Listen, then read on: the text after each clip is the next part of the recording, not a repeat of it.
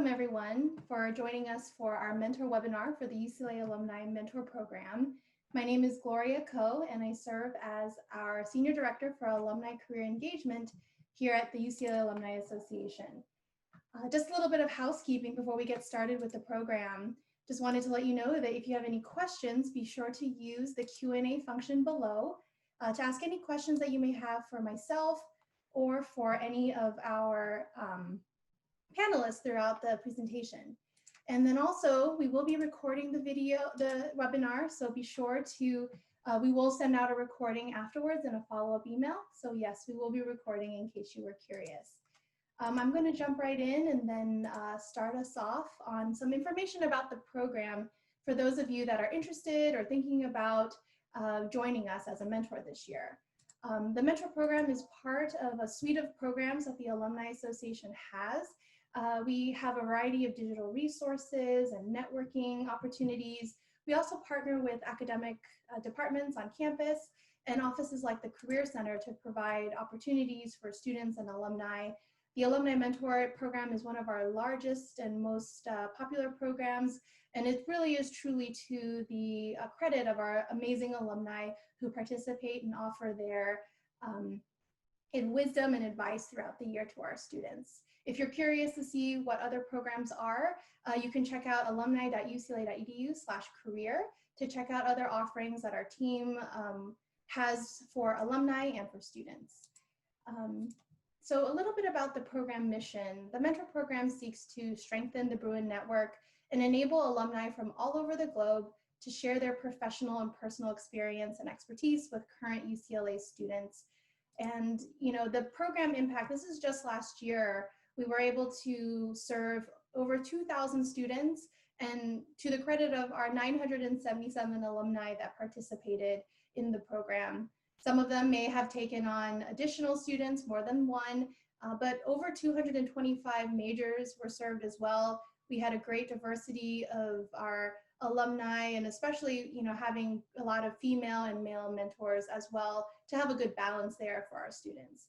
If you're curious to learn more about the mentor program, I have this website here. I'll repeat it later on in the program, but alumni.ucla.edu/mentor to learn more about how you can get involved. For those of you that may be curious, what does mentoring mean? What does it mean to take on a mentee? I have a quote from Coach Wooden to ground us a little bit. The word mentor is both a verb and a noun. It is simultaneously something you do and something you are. The first definition is one you can control. The second one isn't. In other words, you can make a conscious decision to sit down with someone and share wisdom, experience, and encouragement. That is mentoring. Many times, I think some of us feel that mentoring is a big, probably very complex thing. And while there are nuances to it, truly it is about sharing the wisdom that you've learned, sharing your experiences, and giving encouragement to somebody. And we are really lucky to have a great mentor panel to talk more about that today. For some of you that may be wondering, what kind of mentor can I be? Typically, there are about 3 different areas in which people are mentors. Some of you may have personal mentors. These are people, oftentimes can be family members or people we admire, and we really look to them to guide us throughout our lives, maybe in teaching us how to live effectively. Sometimes we have professional mentors. For those of you that are involved in workplace mentorships, oftentimes these are people that can guide us, can be models for us in their career and professional success. And then oftentimes we have leadership mentors, and these are inspirational, aspirational people that we look up to, and we see them as authority figures. Sometimes I think we have mentor volunteers who think they have to be all 3 of these things. And truly, we want you to focus. You don't have to focus on all 3, but really honing in on maybe one aspect, starting off maybe as a professional mentor. Oftentimes our students are interested in engaging with you because of your career journey. And so starting off as a professional mentor, giving advice on what they should think about, how they can navigate the UCLA experience to meet those professional goals. And sometimes it may bleed into that personal side and you may get more personal questions. But then there are students that are really looking to learn from your life experience. So they may start off as a personal mentor and then you'll lead into these other areas. So these are just some ways for you to think about and frame how you want to enter into this experience if you're interested in being a mentor. A little bit about our mentor pairing process. We like to say that it's student initiated, but it's alumni powered, in that a student may reach out to you with a request, but you get to decide whether or not you want to take them on as a mentee. So how you go about doing that is you will raise your hand, and how you do officially raise your hand is signing up for a UCLA One profile. I'll show you a little bit about how to do that in just a little bit. And then also students will request, then you'll review requests. These requests will begin October 20th, where you can, you will receive messages from students and they'll ask you to be their mentor. You can review those requests, check out their profiles to see if there's an alignment, and then you'll select your students. Mentors can accept or decline these requests, and then we ask you to do that by the end of October, so that students can either move on to another mentor or they can start their mentorship with you. And then your mentorship will begin, where you can begin the communication process. Just a little bit about UCLA One for those of you that are interested in signing up. UCLA1.com is the place to go to sign up to be a mentor. You'll see that on the left bar here, you'll go to settings, and then you can offer mentorship here by clicking on that checkbox there. And then you can also indicate the maximum number of requests you'd like to receive. Some mentors would only like to receive a little bit, just so that they're reviewing enough. But then others may be open to reviewing more requests. We do get very popular mentors. Maybe you have an interesting company or career path, but you get to control the experience for you. And you can also control how many students you want to accept. If you only want one, you can just accept the one and decline others. You also, as you're filling out your profile, we ask that you go into edit profile and share more information about yourself. What were some activities you were in? What volunteer experiences? What identities and affiliations are important to you? This will help round out your profile so that students, when they're interested in asking you to be a mentor, know what your interests are and what you like to share. And also don't forget to fill out that question of why I want to mentor a student. This is important, as they're looking to say, hey, I think I'm really interested in being a mentor because I want to share my professional experience. That's who I want to connect with. And so this is really helpful for them as they prepare their request to you. And you'll receive the request through the portal as well. You'll find on the left-hand panel here, there's a mentor requests and approvals, and you'll see these pending requests in your inbox here. And if you like the student, you can accept them. If you maybe are, you're at your capacity or you're not as interested in working with this student, you can gracefully decline, and don't worry, their feelings won't be hurt. This is important too, because students are only allowed to request one mentor at a time. We do this so that they aren't abusing the system and mass requesting so many people, but that are more than they're able to take on. And so if you are not, you're at your capacity, or you don't think this is quite a good match, we recommend that you decline the student right away so that they can move on to their next mentor. And so, our staff will be are available throughout the process if you have any questions about that, but just wanted to show you a little bit about the platform in case that you are interested and want to get started. And after you are with your student and you select them, you accept them, you're officially paired, we do offer support for mentors and students. We have staff members that are available for questions and advice. We also have an orientation and training materials to get you started as you begin. And then also online resources and a monthly newsletter. Many of our mentors, you probably will have that conversation and you'll be able to know what you want to do. But if you have any questions, our office is here to help if you need us. And so some key dates, October 12th is when we ask that you create a profile by. We hope that the reason why we want you to create the profile is so that students will then know that you're available and willing.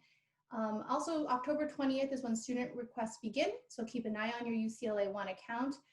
You will receive an email if you've noted that you are interested in receiving emails from UCLA One. However, if you've turned off those notifications, you won't receive that email. So be sure to turn that notification on or come back to your UCLA One profile to check in.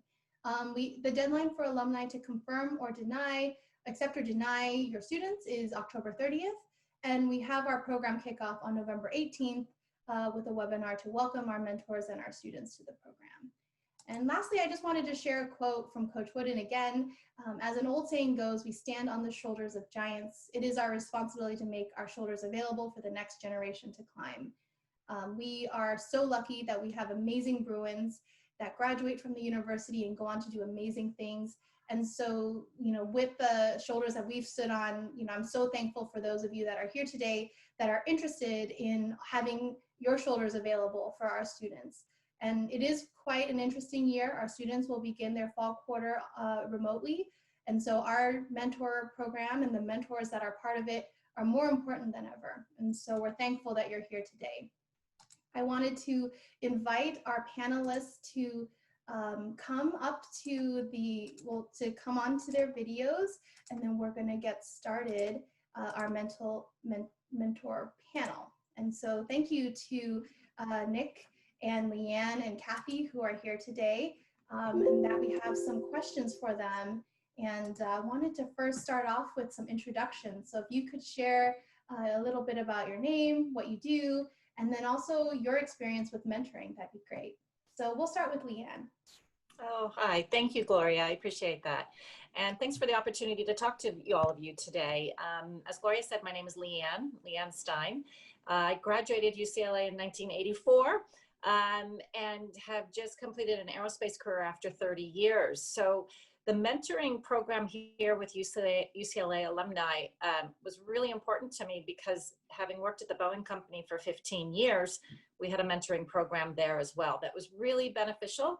I think the most rewarding was to me as a mentor. Our mentees also got a lot out of it, but it was just an opportunity to help the younger generation learn how to navigate, establish a network, and really feel more comfortable with the company and the people they were working with and any questions they had. So it's a tremendous experience that I look forward to talking a little bit more about it as we go through this session today.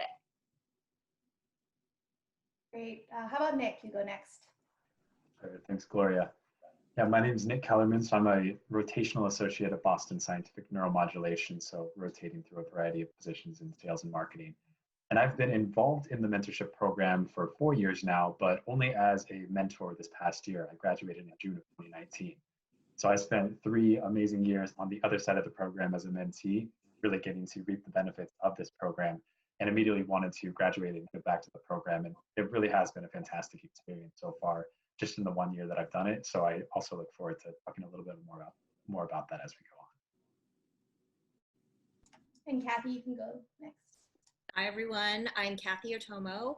I'm a 92 UCLA graduate, and up until last year, I was a VP of Finance at Fox and did mentoring programs at Fox and really found it rewarding and enjoyed it so much that I joined the UCLA Mentor Program last year. It was my first year mentoring, and I really had a great experience. I've done a little bit of a shift in careers slightly. I'm moving into the production world, and so I'm working in production accounting right now. Well, once my show starts up, I will be. Great. Thank you all for your introductions. I'll start off with my first question, which is what motivated you to sign up to be a mentor? It could be for this program or for any programs that you participated in the past. Why don't we start with Cathy? I decided to sign up because, as I said, I really enjoyed mentoring at Fox. And one of the reasons why I wanted to become a mentor is because I had a few mentors and they really helped me out in my career, but I felt that, oh, if I'd only known things I know now when I was younger, I feel that my career trajectory, like things would be a little bit easier. And so that's what I want to provide to the UCLA students. Thank you. How about you, Nick? Yeah, thanks, Gloria. So for me, obviously having been on the other side of the coin for 3 years, I really enjoyed this mentorship program and getting to connect with these successful professionals through UCLA and UCLA alumni. But probably one of the other real motivating factors for me is the fact that this program allows you to really see that student or those students grow throughout the year. And I love the other UCLA alumni programs as well, Interview with the Bruin and other things that I participate in. But this program kind of uniquely lets you bond with that student and really see them improve over the course of the year. So that definitely motivated me to be a mentor. Thanks. No, it's really amazing to hear with all of our mentors, we all have interesting reasons why we join, whether we were impacted like Nick was by the program, or even just giving back. Our many mentors really join for a variety of reasons. And so our students also join for a variety of reasons. And so thank you all for choosing to say yes and raise your hand in that regard. What was one of the most rewarding aspects of being a mentor? Sometimes I know for those who are considering being a mentor, we hear like, oh, what was one of the rewards of it in your experience? We'll start with Nick this time. Sure. So for me, my student, my mentee, Angel, she is an amazingly bright, amazingly determined and motivated individual. But just because of those things doesn't mean that you can get into every club right away at UCLA your freshman year fall quarter. She was a freshman, and that's the thing. She went and she applied to all these clubs. We looked over her resume and her applications, and she got rejected to a few things in her first 2 quarters. But what was most rewarding was to see her in that 3rd quarter, spring quarter, and heading into summer, the opportunities that she was getting at that time and where she came from fall. Again, it kind of goes back to what I mentioned about seeing that student grow, and then being able to see her from fall quarter of her freshman year to just spring quarter for freshman year succeed was really rewarding. I actually have a story about Angel. I know her as well. It's funny. I did the what was it? It was one of the either interview with a Bruin, or actually it was some other kind of like alumni student event. And she came to my table, and I think it was an entertainment networking event, and then she sent me a follow-up email, and it was a little bit tentative. It was just a little bit like, oh, if you're ever coming to UCLA again, maybe we can get coffee.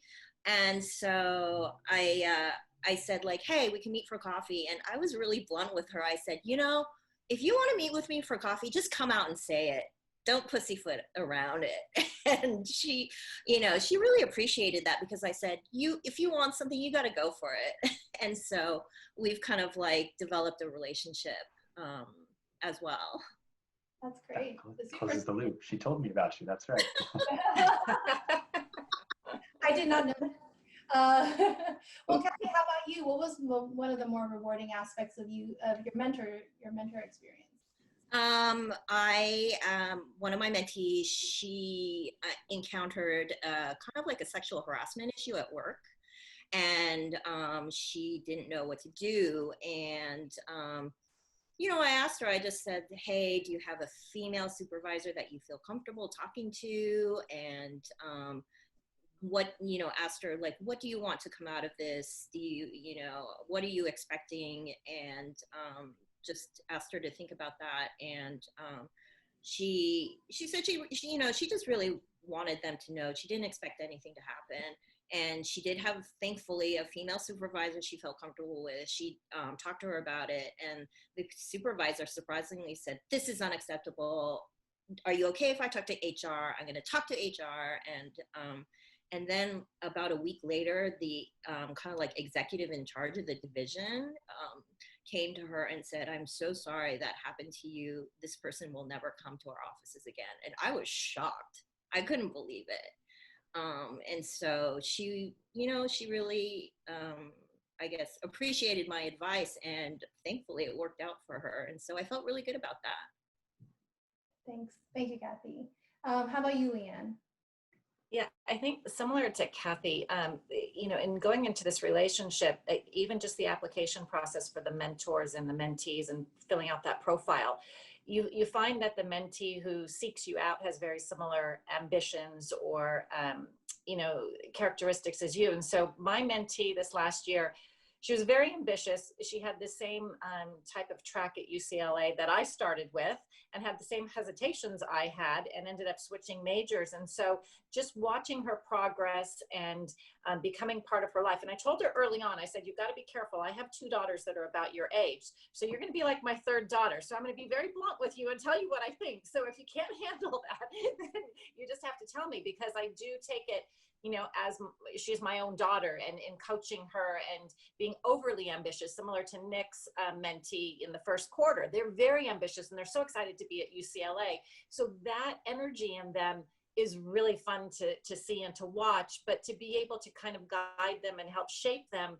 make their first year at UCLA successful, and for them to want to feel comfortable calling you and talking to you, was really wonderful. So I've talked to her mom. We've been on conference calls where her mom's driving in the car and I'm talking to Madison, and so it's a big family event now. So it was just nice of her to embrace me in terms of what I was able to offer her, but also for me to share in her experiences the first year, because it kind of brought me back to my first year at UCLA and some of the positives, as well as some of the challenges that we all faced in that first year of going off to school. So just very rewarding, and having a young person, asking you and talking to you and relying on you and just sharing everyday, discussions with you. So it's just very, very rewarding both ways. That's great. It sounds like, Leanne, that yours probably started off more of like a professional mentor, but then it seems like it became more of even that personal aspect. Did that happen organically, or was that something that you had to consciously think of, or was that something your mentee wanted? I'm just curious how that happened. Yeah, I think it was more professional because she saw where I worked and what I was doing, and it had very similar interests. But again, I think it has to be a good fit for both people. So I think it just expanded further. She's an only child. She's raised by a single mother. Very similar circumstances to me, although I have 3 brothers, but a single mother. So there were just a lot of personal issues that coincided. And I think her willingness, I mean, one of the things that I know, it's one of areas we'll get to, is what I like to do with my mentees is schedule a series of calls with them. So I'm regularly keeping up to date with them. But I always say, you can pick up the phone or you can text me 24/7, because I don't want it to just be, oh, I've got to wait for that call to occur.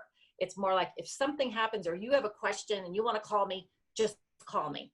I got a few butt dials from her at like midnight, but but it just, I think her personality and mine, I think you have to determine that right at the beginning to really gauge what's best for you and what's best for your mentee. And as you said, Gloria, there's no one right answer. It just depends on the partnership there.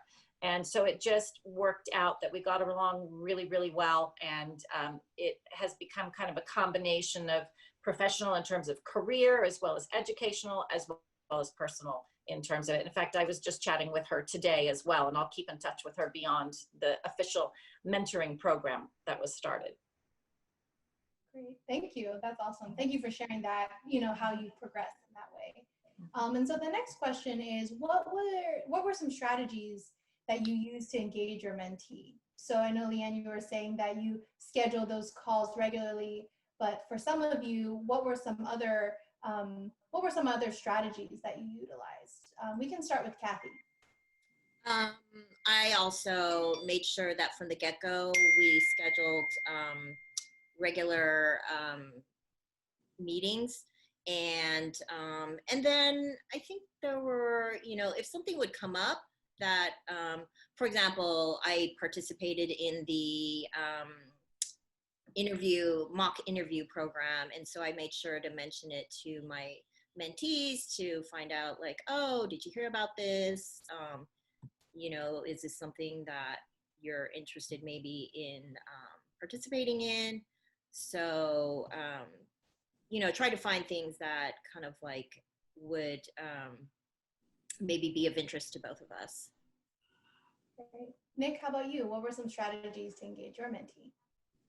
Yeah, similar to both Cathy and Leanne, we had somewhat regular scheduled calls just about once a month, but also very much like Leanne, my mentee was willing to reach out to me for anything at any time. Hey, text me if you have any questions. She would email me this or that application question, and I would take a look and review those responses. So it definitely was a really good casual relationship where she could contact me with any questions at any time, really. And I didn't get any midnight butt dials, so I consider myself lucky in that sense, but it worked really well. Well, I could keep track of her though. When I got those butt dials, I knew where she was. Leanne, was there any other strategies that you used with your mentee? I think, again, living so far away, I don't live in the LA area. I think it's important to do FaceTime. It's important to do text, all forms of communication.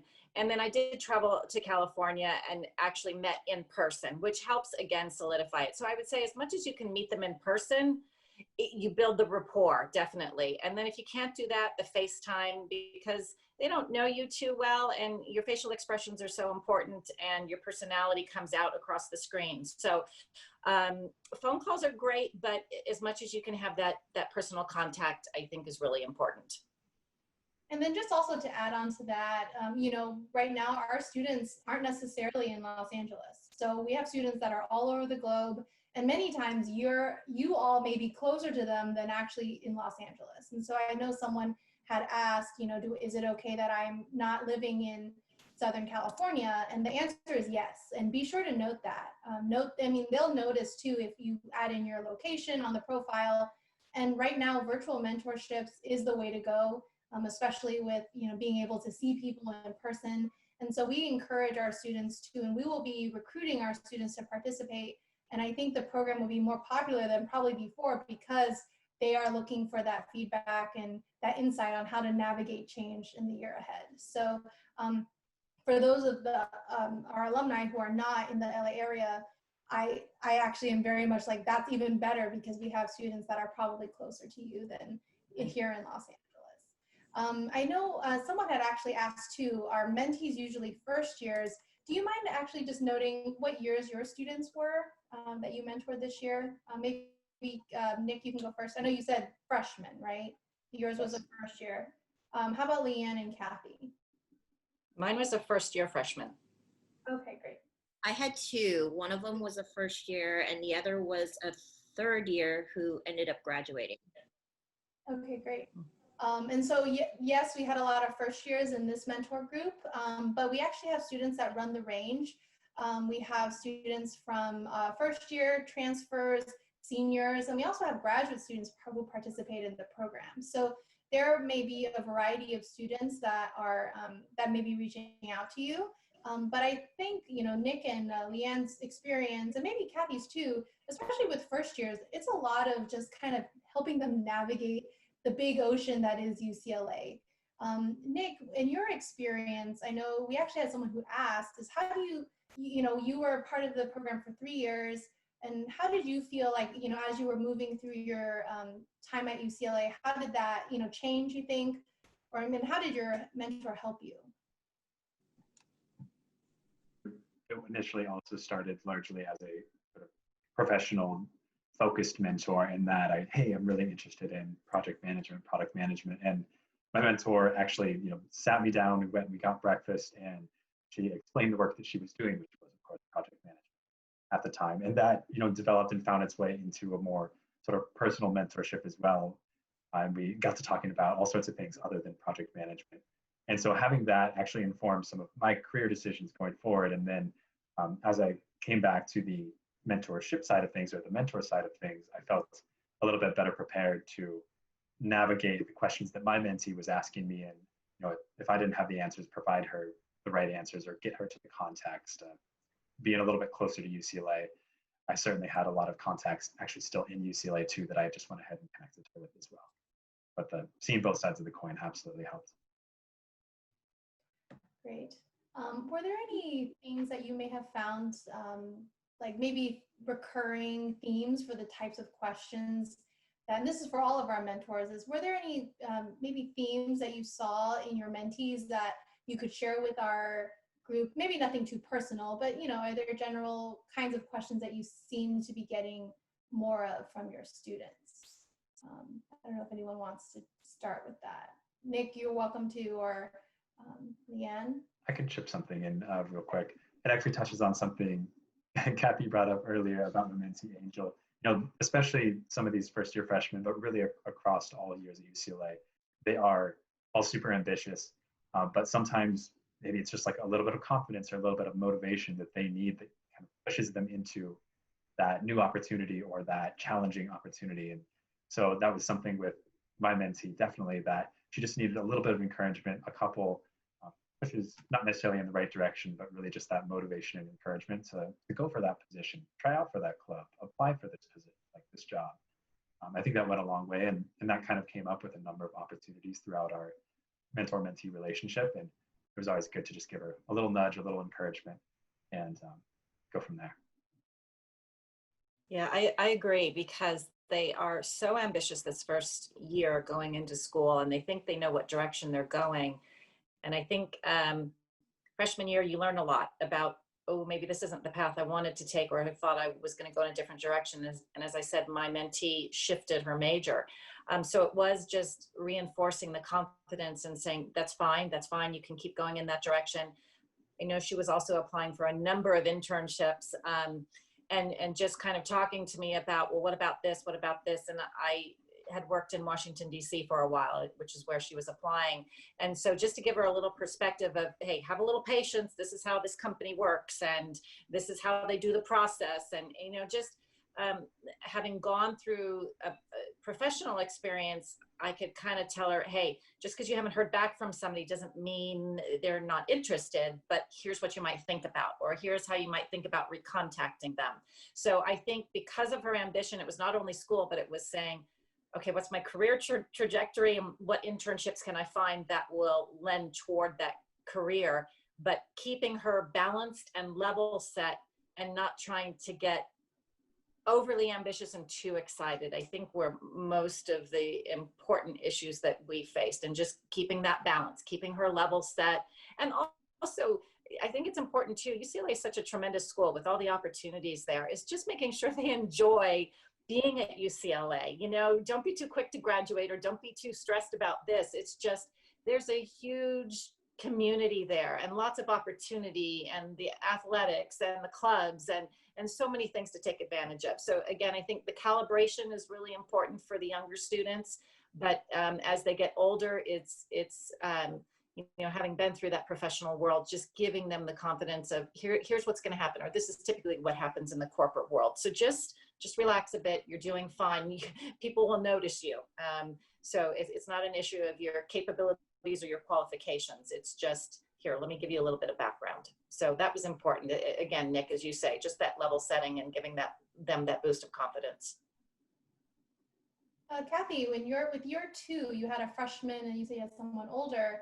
Do you see any differences in the kinds of interactions that they had with you, or the types of questions that they had? Actually, it was they were pretty similar. I mean, every time I do a UCLA event with students now, I am so impressed by the caliber of the students. They are so much more mature than I think I was when I was at UCLA, and they're all so impressive and so well-spoken and just intelligent. And yes, I would forget if, that my first year was a first year. And they both seem to have kind of like the same level of maturity, and they had both been, participants already in clubs and organizations. And the person who was the first year, she was already the secretary of an organization. And so it was just so impressive how mature these students are, how kind of like ambitious, and how adult, we would just have very adult conversations. And I didn't feel they were awkward at all. And so I was really, really, really impressed. Great. And so my last prepared question, and then we'll go into some Q&A. So if those of you have any other questions, feel free to add it into the Q&A, is what piece of advice would you give to other alumni mentors, or those that are considering being a mentor? What kind of advice would you give them as they embark on their foray into mentorship? We can go, Leanne, we can start. Okay. Yeah, I think, as you've heard from Cathy and Nick, it's really a rewarding experience, especially for our alumni, to be able to support the students that are attending UCLA right now. And don't feel like there's a perfect answer or a perfect way to be a mentor. You'll find the great balance with your mentee and your mentor, and the UCLA Alumni Mentor Program, again, with the profile system, they do a great job of matching the mentees and the mentors. So I would say do it. It's a wonderful experience. It keeps you engaged with UCLA. I have lived so far away and I haven't been back. So I do a number of things with the Alumni Association, and it's one way to just feel a part again of UCLA. And again, it's not an overwhelming amount of time. it's your knowledge that you already have as a person, wherever you are in your career or your studies. And anyone can do it. It's just having the authenticity to work with the mentee. And if you don't know an answer or you don't have a contact, that's okay too. But just, it's very rewarding, and just I'm grateful to have had this opportunity to meet my mentee and also participate in a wonderful program for UCLA. So don't hesitate. Thanks, Leanne. How about you, Cathy? Do you have any piece of advice for any of our alumni mentors or prospective alumni mentors? I feel that, you know, anyone who's interested in mentoring should really think about kind of like the mentors that they've had in their lives and how impactful those mentors have been, and to realize that you can have an impact on, you know, one of these UCLA students' lives, and you can do for them what your mentors did for you, and you know, pay it forward. It is rewarding. But I've done mentoring for many years at Fox, and not all mentorships work out. I mean, sometimes you click and sometimes you don't. So don't get discouraged if you don't kind of have an amazing experience with, you know, a mentee first time around. It just happens sometimes. The relationships, because of your personalities, it just, some go deeper than others, but don't get discouraged. It's really a great program to be a part of. And how about you, Nick? Yeah, I certainly agree with everything Leanne and Cathy have said. And maybe to play off of what Cathy said, not every mentor-mentee pairing, you know, is a home run, so to speak. But I would just encourage you, maybe as a more practical tip, to, as you engage these mentees, to do what, you know, Cathy and Leanne did: schedule calls out, make sure that you touch base once a month. As a student, I know in my time as a mentee there and at UCLA, it's so easy. Finals come around, you know, these classes start to bog you down and you forget to reach out to your mentor. And it's really easy to lose that connection because it goes for a month or two, and then the student feels that it's awkward to reach back out to their mentor, right? Like, oh, you know, I didn't reach out last month, I had a final, etc. But so I would just say, you know, in the event of a circumstance like that, send your mentee a text, send them an email. They will be beyond excited to reconnect with you. And really doing that, making sure you're staying connected with the mentee, allows you to see that growth, see that student progress throughout the year. And so it's absolutely worth it. Great, thank you, Nick. I did want to, before I jump into some more Q&A, to answer some of the questions in the Q&A, I'll just kind of re-explain the matching process. So we actually don't call it a matching process. It's more of a pairing. So the students actually, so based on what you write in your profile, the students will actually review the profile and send a message and request to you for you to accept or deny. So we actually don't have a middleman. It is really truly what you write, and then if the student feels they connect with that, they'll send a request. And so you get to determine how many mentees that you want. And so I know that some of our panelists, they had one, and then Cathy had two. But if you wanted more mentees, you're welcome to take more than one. I would recommend, though, you think about, okay, what is your bandwidth? And also, again, because every mentee is different, you might have one or two that are really great and really easygoing, and then others that may have more questions. And so, you know, we also recommend that at the beginning of your mentorship, that you kind of set some ground rules. What are some of the goals that your students are looking for? And also, what are you willing to provide? I think sometimes there are going to be students who are asking for you to be their everything, and that's not necessarily what you're looking for. Letting them know, I'm really here to give some professional guidance and, based on my experience, be able to help you in different directions. But sometimes, you know, for the mentors that are interested in taking more than one, thinking about your bandwidth and what you're willing to really give into the mentorship is important. I don't want to dictate what that is for you. Sometimes we have usually people who take maybe, like, a lot of people take one. We have some mentors that take 5. And so, so we run between that range. Maybe an average, I think safe to say, is around like 2 or 3.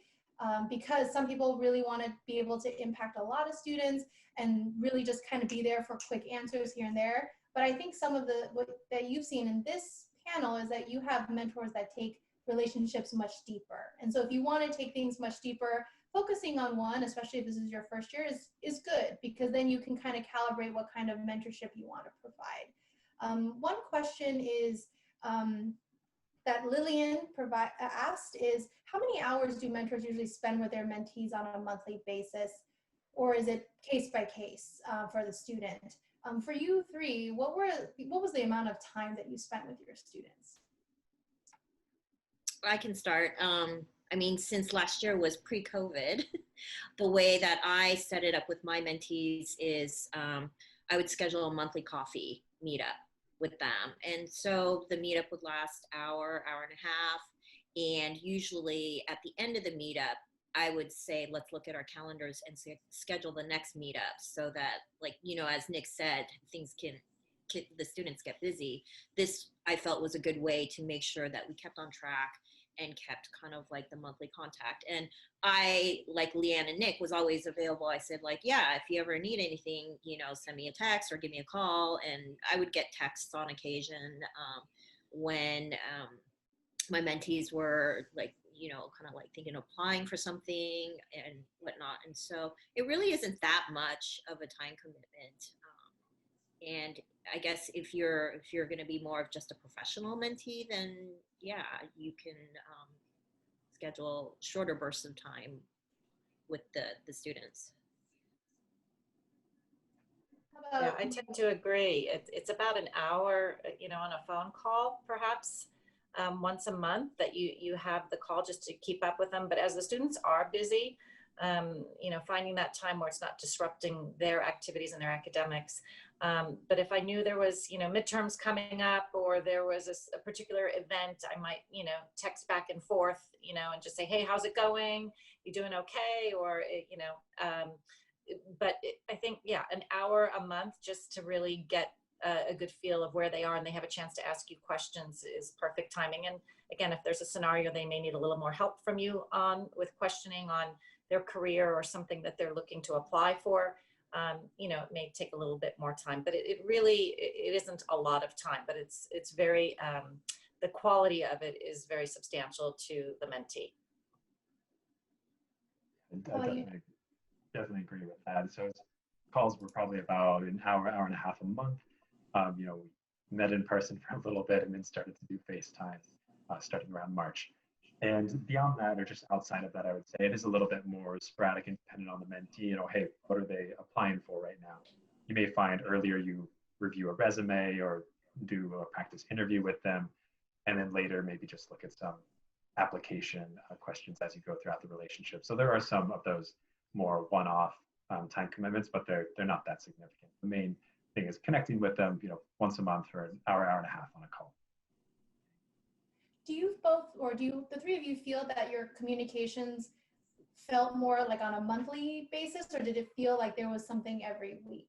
We have someone just curious, like, did you, like, how many hours a week do you devote, but do you feel like it was like a weekly thing, or maybe just more like maybe monthly, more sporadic like that? I'd say for me, it was definitely monthly, you know, once a month. And then as it got closer to the next 30 days, I would say, hey, you know, what day is a good day this week for you to talk, you know? And so I think, as Nick said, you know, as a student, you get caught up in the finals and the studying and so forth. And so I think there were times that I would reach out to my mentee and just say, hey, want to catch up? But there were also times that she would as well. But that I think really you can count on once a month, have a good quality phone call with them. And again, it can be 30 minutes even. Again, it's all about the quality and what's best for you and the mentee. We have a question from Eric Miller. He actually asks, this is, you'll probably all have different answers to this, is how much detail do you recommend putting in your profile? Example, work experience, assignments, personal thoughts, interests that relate to your broader professional experience.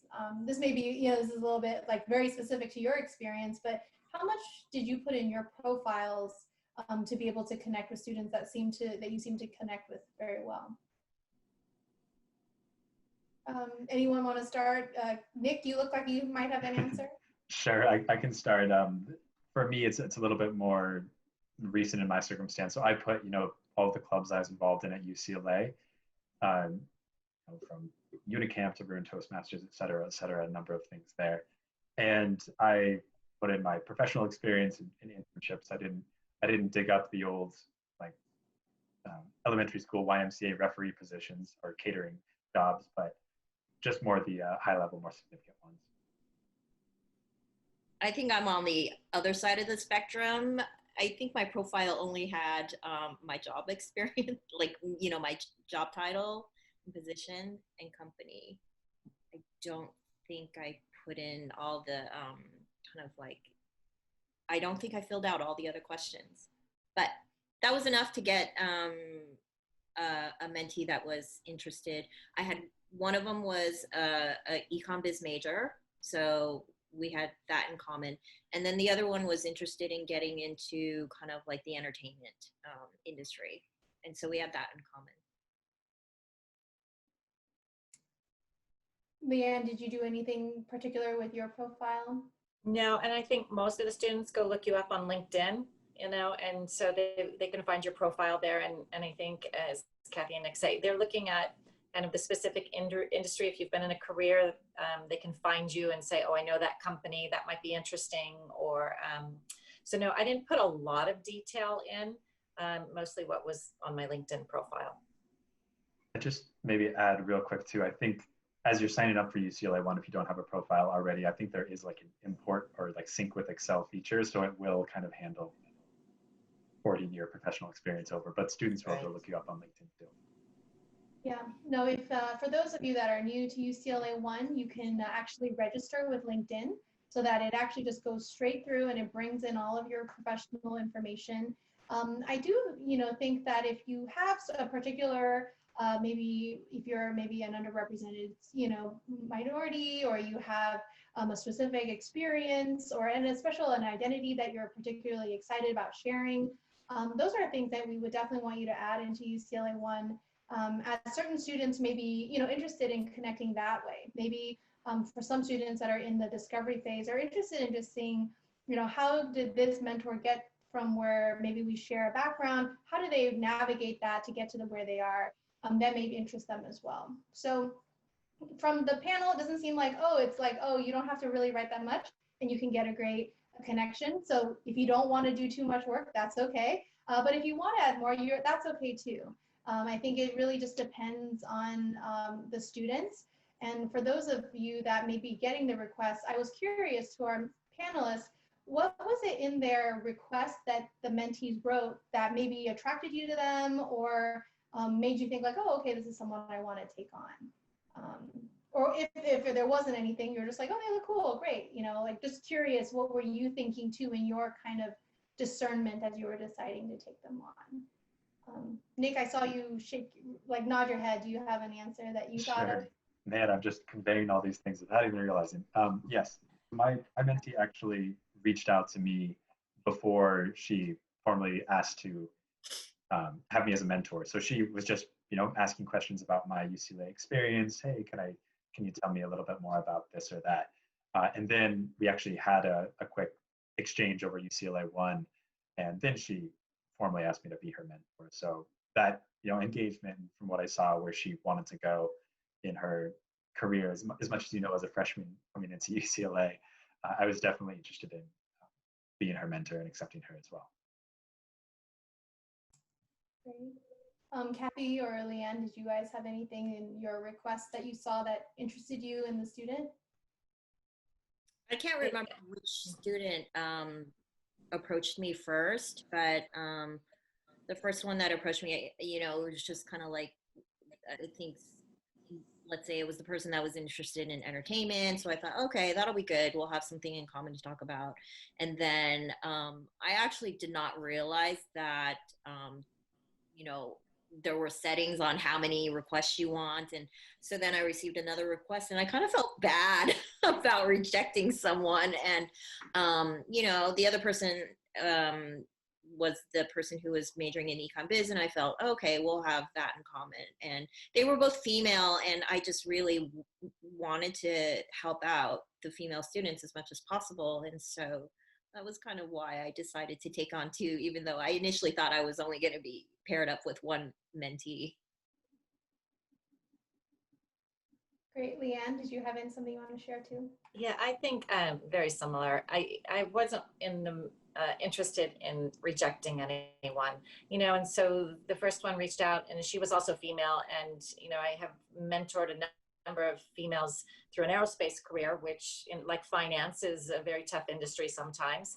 So I thought, what, these kids, they're great kids no matter who they are, and so I only wanted to do one this year.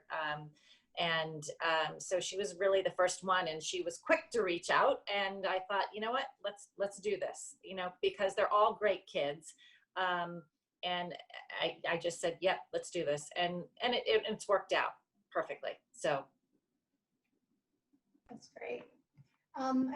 We had a question that came in too, is how much do we need to prepare for the mentorship? Is it more letting the mentee ask you questions and seeing what they need, or was it the vice versa? It seemed like you all shared there was some back and forth, right? And so did you feel like you ever had to really prepare for the mentorship, or was it something that felt like, oh, you could just answer the questions they asked you? I can start. I think what's important, and I think Cathy might say this too, in the corporate world, is literally that when you're doing the mentor-mentee relationships, that first phone call should be a level setting of what does the mentee want out of the relationship. Make sure you know, because if you end up spending an hour on the phone a month and not really giving them what they need or understanding what they need, or what you're able to provide to them, it may not be as productive and effective. So just really important on that first phone call, just say, what are you looking for? What help am I going to be able to provide you?